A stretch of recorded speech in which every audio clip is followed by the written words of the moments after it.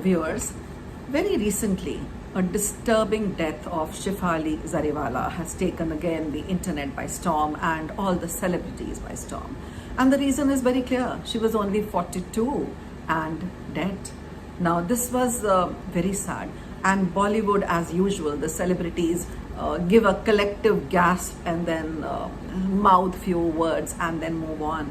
They are also partly responsible for this state of affairs. And why this kind of life has been idolized and promoted. You know, the social obsession with beauty, skin tone, and aging, and the tragic consequences that often follow, misuse of beauty enhancing substitutes and treatment open up complex, disturbing questions. बहुत सारे सवाल दिमाग में आते हैं और हम सोचते हैं ये क्या है, ये क्यों हो रहा है, हम लोग इसको क्यों फॉलो कर रहे हैं. So whitening skill called colorism, especially in South Asia, is associated with beauty, success, higher social status. So everybody is aspiring for that, you know. एक aging stigma भी है. People feel I don't want to age so fast and I may not get job, and especially in these movies and this glamour world. A pressure, especially on women, to look young forever is killing them. Wrinkle, graying, sagging skin are viewed as undesirable. जैसे कि हम तो original रह ही नहीं सकते. अगर मैं originally dark हूँ गलत है, अगर मैं ग्रे हूँ गलत है, अगर मैं फैट हूँ गलत है, अगर मेरे रिंकल्स हैं तो मैं सक्सेसफुल नहीं हो सकती. ये सारी धारणाएं इस सेलिब्रिटी वर्ल्ड में they are very very negative. So social media and celebrity influence due to influencers often portrays an ideological image of beauty. It is idolized and that is rarely natural. Naturally women को ऐसी थोड़े ना रखते हैं कि Barbie doll जैसी. It pressures people to match that look कि ऐसा ही दिखना है जैसी वो दिख रही हैं. और मार्केटिंग और इंडस्ट्री का बहुत प्रेशर है. Beauty aggressively these beauty companies aggressively promote anti-aging creams, serums, shots and whatnot without disclosing the risks involved very properly. These products, have a toxic effect and they have ingredients. They have steroids, they have mercury, they have hydroquinone, बहुत कुछ है. Long term cancer हो सकता है, organ failure हो सकता है और स्किन डैमेज भी बहुत हो सकता है.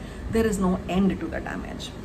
जो अनरेगुलेटेड ट्रीटमेंट्स हो रहे हैं, अनलाइसेंस क्लिनिक्स खुले हुए हैं, सेल्फ मेडिकेशन हो रहा है, बहुत नुकसान कर रहा है.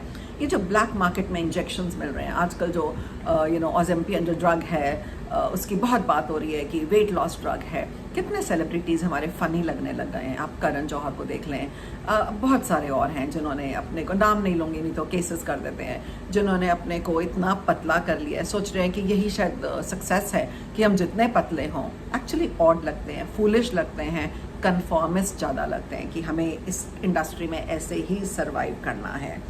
It's a trap of never feeling good about yourself, never being good enough. हमेशा ये लगता है कि मैं ठीक नहीं हूँ, मैं enough नहीं हूँ. Lack of self-confidence है. You always have this feeling, I'm not good enough. It's trying to reverse nature. Nature को reverse करने की consequences होती हैं जो भुगतने के लिए तैयार रहना चाहिए. And they put themselves at risk. Risk बहुत तरह का है. इमोशनल है, फिजिकल है, स्पिरिचुअल है. आप अपनी आत्मा को मारते हैं, अपने आप को मारते हैं. आप ये दिखाने की कोशिश करते हैं कि मैं वो हूँ जो मैं एक्चुअली नहीं हूँ. इस थॉट की वजह से what happens is continuously you negate your real self. आप अपने एथनिसिटी को झुटलाते हैं, जैसे माइकल जैक्सन करता था. स्किन को वाइट करते हैं, आर्टिफिशियली फेस लिफ्ट करते हैं, बोटॉक्स डालते हैं, क्या नहीं करते हैं, सर्जरीज करते हैं, लाइपोसक्शन करते हैं और एक ऐसी फिगर और ऐसी इमेज और ऐसी एजलेसनेस प्रोक्योर करना चाहते हैं. किस लिए, किसके लिए? बड़े बड़े लोग आए और चले गए, राजा महाराजा. डेथ तो आनी है, ग्रेसफुली एक्सेप्ट करिए.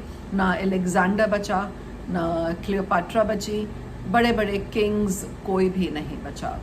हमारे तो गॉड्स गॉडेसेस भी धरती पे आते हैं तो चले जाते हैं. तो आप कौन हैं जो गॉड बनने की कोशिश कर रहे हैं? It is important to look good and take self care, but other things are also important. Psychologically जो इंसान कंप्लीट नहीं है, जो रिलाई करता है वैलिडेशन के लिए इन आउटर चीज़ों पे, वो लाइफ लॉन्ग परेशान रहेगा, अपने को चेंज करता रहेगा, उसके अंदर एक कॉम्प्लेक्स और हीन भाव रहेगा, I am not good enough.